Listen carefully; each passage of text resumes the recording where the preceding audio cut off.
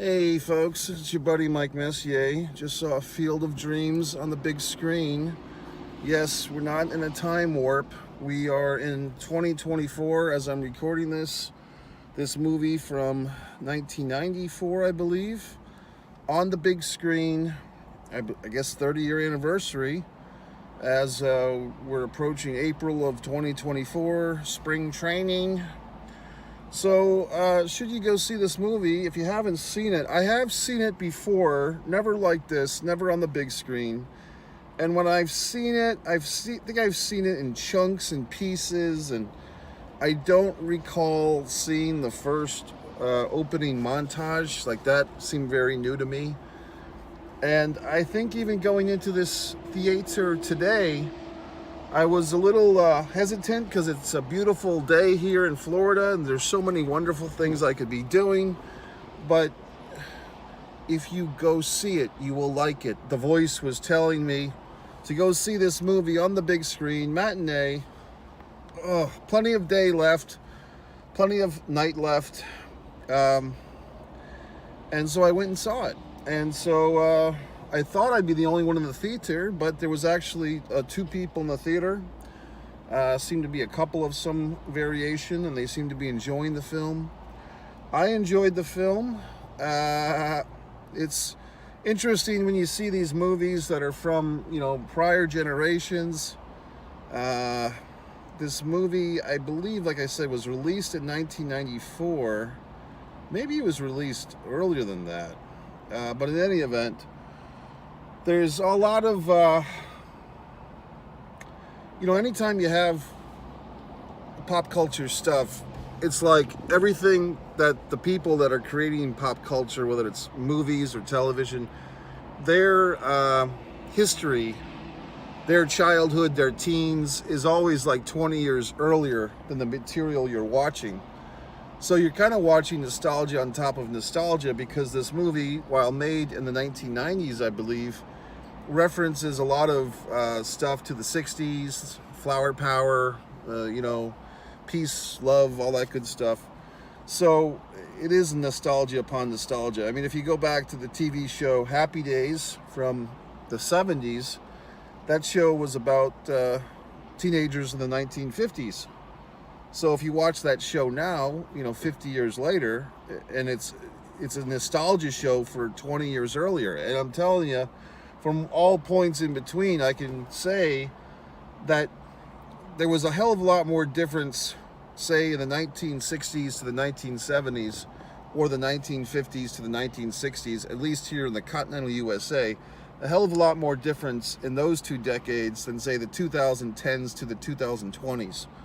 Okay, it seems like we've been kind of in a cultural vacuum, and while things do change and wonderful things like the pandemic and internet and social media do influence stuff, it still seems to me, at least, the aesthetics of 100, 200 years ago changed quicker back then. I could be wrong, okay?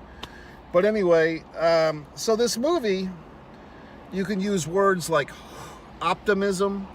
You could use words like earnest. There is definitely a male perspective to this film. I mean, the main character, Kevin Costner, once again in a baseball movie. Bull Durham. I'm trying to remember, was he in, I think he was in Tin Cup, but that was a golf movie. And there was another movie I don't think I've seen, a baseball movie he did years later, which I think was about a baseball player like trying to throw a perfect game or some such thing. So for whatever the fuck reason, at some point in the late 80s and 1990s, Kevin Costner became like Mr. Baseball. And if you really think about it, maybe the 1990s were the last decade that baseball was really America's game. I mean, I think it's fair to say at this point, if America and the world, I'll just speak for America because I think worldwide, the other football is really the number one sport. You can make a case in some regard, Brazil and Japan, maybe mixed martial arts is the number one sport now. But baseball, I don't think so, and I think not even in the United States. I mean, baseball drags behind football, the NFL, and a lot of other things. Maybe not a lot of other things, but I don't think baseball has the pull that it used to, and there's probably a million reasons for that. But for those of us that remember, or those of us that want to be nostalgic for those days gone by when people would sit around the radio and listen to the box scores and take the box scores and give a shit, a movie like this reminds us of the poetry of the game. So what can I say? So I mean, it's a great film. You know, it's interesting because what I do remember about the time that I had seen this movie, I recall what confused me about it was kind of this side journey that we go on with Kevin Costner's character. I believe his name is it Joe, or is it John or some such thing, and Terrence Mann, who is the character played by the always wonderful James Earl Jones, known as, to many of us, as Darth Vader, voice of, and so many other things. So it's kind of interesting to see this, an unlikely pairing perhaps, like James Earl Jones playing buddy with Kevin Costner. Another thing that I think we forget about, or at least I do, is Ray Liotta as Shoeless Joe Jackson. Ray unfortunately passed away a few years ago. Most known as Henry Hill in Goodfellas. I think a lot of us, and I guess I do, we kind of forget about this performance of Ray Liotta as Shoeless Joe Jackson, a real person, a human being. But here he is. And I think, you know, it's actually a very effective performance by Ray Liotta, playing the character very straight. I mean, he is playing kind of a mystical ghost, as it were, kind of a spirit of a unsatisfied spirit of Shoeless Joe Jackson, a player that was suspended permanently from Major League Baseball because of what they call the Chicago Black Sox. They threw the 1919 World Series. And Costner's character, Joe, makes a case that maybe Shoeless Joe wasn't part of that, or maybe he was paid but didn't actually throw the games, or whatever the fuck. But we see these, you know, spirits led by Shoeless Joe. He brings his teammates to the field of play, and so on and so forth. So, you know, now obviously there are some things in this story that are not exactly, from my memory of it, not addressed, first of all, you know, and not to be woke or politically correct, but just pointing out the truth of it all. I believe the Major League Baseball was not integrated. It was segregated at that time. So this entire ball team is a bunch of white guys, all the spirits. And yeah, you might be thinking, well, gee whiz, Mike, why are we even talking about it? Just because I fucking noticed it. And the Terrence Mann character, you know, he doesn't point that out. Everyone just kind of whitewashes that topic, so to speak. So, in any regard, I mean, the movie is great. There's an interesting kind of couple of actors, like, you know, I'm sure there is somewhere on fucking YouTube a series like Forgotten 90s Actors. Amy Madigan as the wife. I mean, she is really a forgotten 90s actress, as far as I know, unless she's doing some Netflix show that I don't watch that you people do. I don't watch. I don't know what she's up to. Hopefully she's still alive and kicking, or punching. No one says alive and punching. Everyone's kicking. What's with the kicking with people that are alive? But Amy Madigan, she was like one of these go-to actresses, often playing the wife. You know what I mean? Like, that's kind of like the plight of the 90s actress. Like, unless you were, you know, Meryl Streep or Nicole Kidman, perhaps, or Julia Roberts, you were most often playing the wife, you know. But Amy Madigan as the wife, and this is the type of, you know, shit that we used to get away with, so to speak. The wife is very supportive of the Kevin Costner character. You know, he's having these... he's hearing voices and having dreams that he should build a baseball stadium and wipe out their cornfield, of which they need to pay their bills and put their little daughter through college. And the wife's like, I think you're crazy, but go right ahead. Okay, find a wife like that these days. Not even the movies could you find a wife that supportive and deferential. That does not exist anymore. I mean, she would be on fucking Instagram, you know, taking pictures of herself before she would do anything like supporting her crazy husband to build a ball field. Okay, so we have that whole deal. It's always nice when, like, you know, that sometimes you can see the manipulation of the audience. Like, instead of having us, oh god damn it, I'm trying to do my video.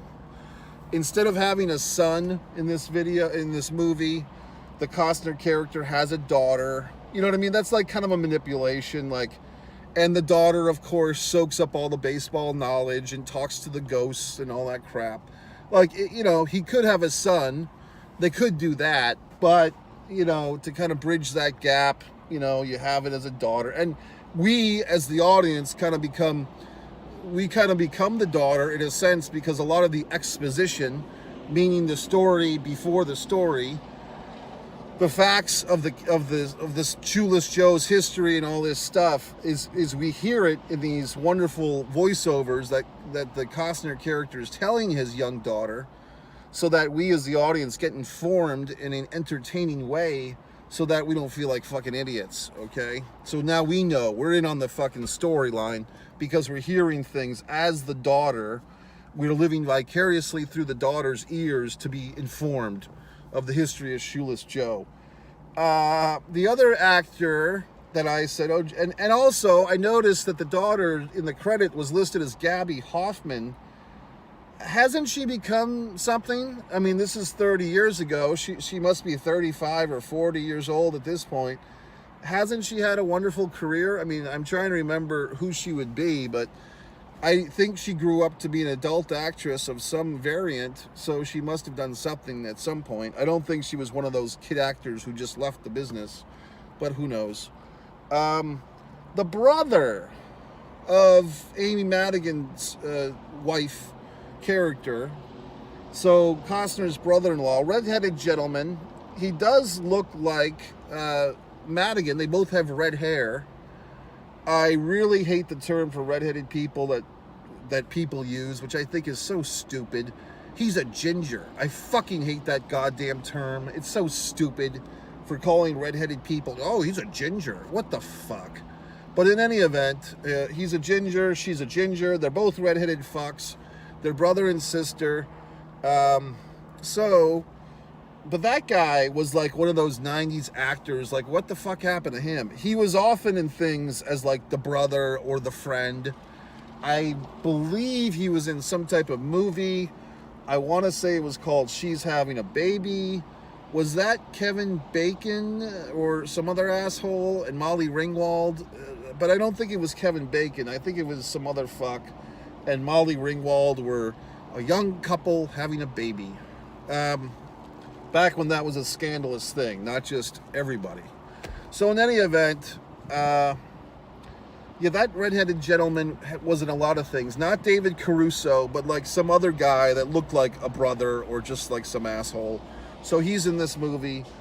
James Earl Jones, I'm trying to figure out how old he was in this thing, because the way I recalled it, he was like old and frail, but not really. I mean, he looks in this movie pretty vibrant. And I do like his character of the Terrence Mann character.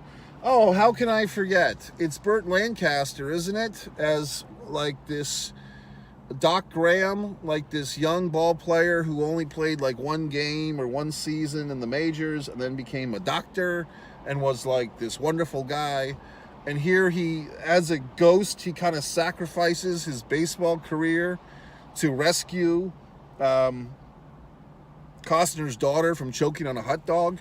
Now it's a little like that scenario was a little all over the place. Like the two guys are having a fight. The brother-in-law scoops up his niece, and then Costner's like, "Don't you touch my daughter." And then the daughter takes a back bump, like she goes flying off the stands and plummets to the ground. So you're like, oh shit, she's like dead, or she's paralyzed, or she's got a concussion.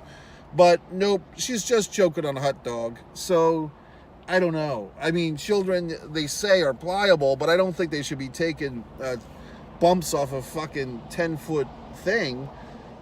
because I would suspect like a neck injury or something, not a goddamn choking on a hot dog. I'm just laughing because the movies, like I said, that scene in particular is just goofy. I mean, you gotta, and then fucking Lancaster Doc pulls the, like, whacks her in the back, and then he like pulls out this fucking hot dog chunk and he just throws it. It's like, ugh. So anyway, I guess some bird will eat that fucking half-digested hot dog chunk from this child. What if there was some like film artifact room that had like that fucking regurgitated hot dog chunk from Field of Dreams? Anyway, good movie, makes you cry, makes you laugh, earnest. Like I said, doesn't solve all the world's problems, doesn't solve all of baseball's problems. It's part fantasy, it's part love story. It's really the epitome of a guy with a problem, movie making. Guy with the problem. He doesn't want to be like his father. So this is a big theme, that the Costner guy, although he has a wife and a kid and a farm, he doesn't want to do nothing of value. Like, you can't say this shit now. Like, you couldn't say that as a middle-aged white man. You couldn't say that to your loving bride who's birthed you this child and you are living on a fucking farm.